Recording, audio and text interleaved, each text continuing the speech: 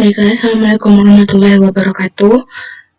Perkenalkan, saya Rinjani Devina Suri dengan NIM 2004-2042 dari Departemen Ilmu Administrasi Negara dalam mata kuliah Pengembangan Organisasi sesi 2023-1042-0010. Baiklah, pada kesempatan kali ini saya akan mempresentasikan tugas mata kuliah Pengembangan Organisasi pertemuan ke-11, yaitu mengenai jenis-jenis intervensi manajemen SDM dalam pengembangan organisasi.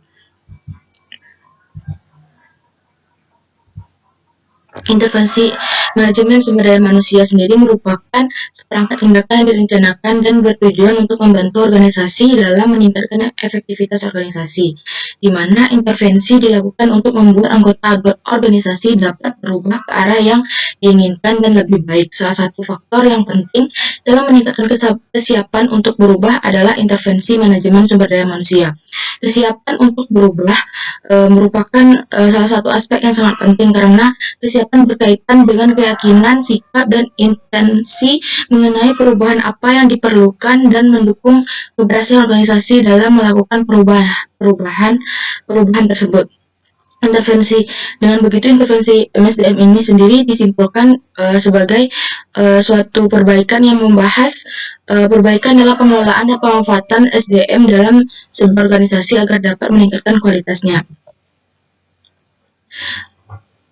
Lalu selanjutnya ada intervensi manajemen SDM dalam pengembangan organisasi. Yang pertama yaitu pelatihan kepekaan. Latihan kepekaan ini merupakan metode awal dari perubahan perilaku, yaitu melalui interaksi kelompok yang tak terstruktur, di mana setiap anggota dalam kelompok diajak berkumpul bersama dalam suasana yang bebas dan terbuka, yang setiap partisipasinya mendiskusikan diri mereka sendiri dan proses interaksi mereka. Dengan latihan kepekaan ini mendorong setiap anggota memiliki kesadaran dan kepekaan terhadap diri sendiri dan orang lain, dan meningkatkan empati kepada orang lain, serta meningkatkan listening skill atau keahlian dalam mendengarkan pendapat orang lain, dan meningkatkan keterbukaan serta toleransi kepada orang lain.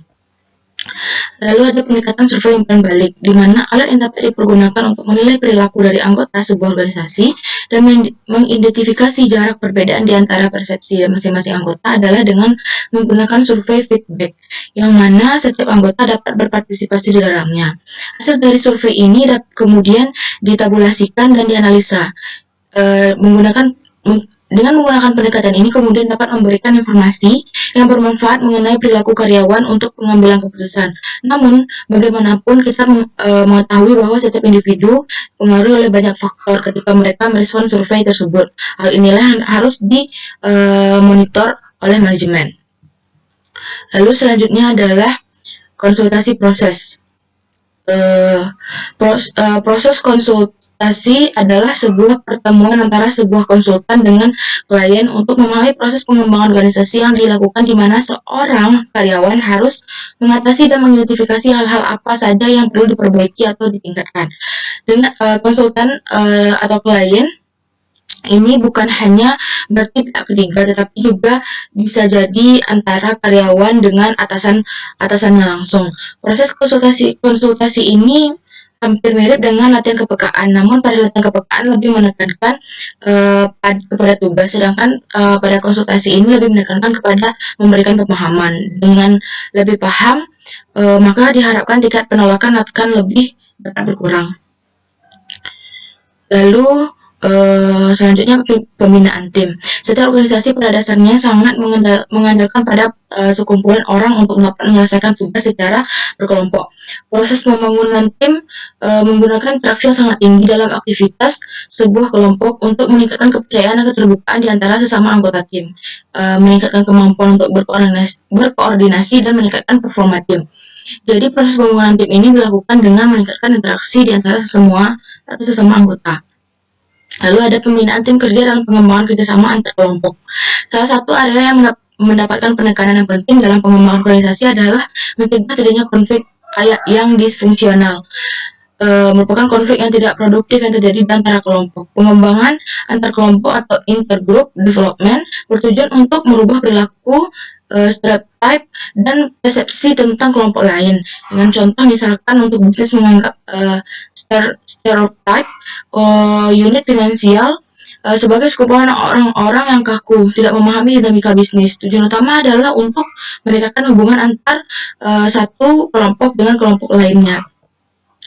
Lalu ada di dalam pembinaan tim ini juga ada yang dinamakan appreciative inquiry, bertujuan untuk mengidentifikasi kualitas-kualitas yang unik dan kekuatan istimewa yang dimiliki oleh sebuah organisasi yang kemudian dapat menjadi dasar untuk meningkatkan performa atau kinerja. Metode ini sedikit berbeda dengan metode pengembangan organisasi yang lain karena metode ini tidaklah menekankan pada permasalahan-permasalahan yang terjadi, tetapi menekankan pada kesuksesan sebuah organisasi dengan dapat digunakan dengan beberapa tahap, yaitu dengan tahap Discovery, yakni mengidentifikasi apa yang karyawan pikir tentang kekuatan dimiliki oleh organisasi. Lalu ada tahap desain, di mana karyawan memprediksi masa depan, yang memungkinkan bagi organisasi mendasarkan informasi yang diterima pada tahap Discovery.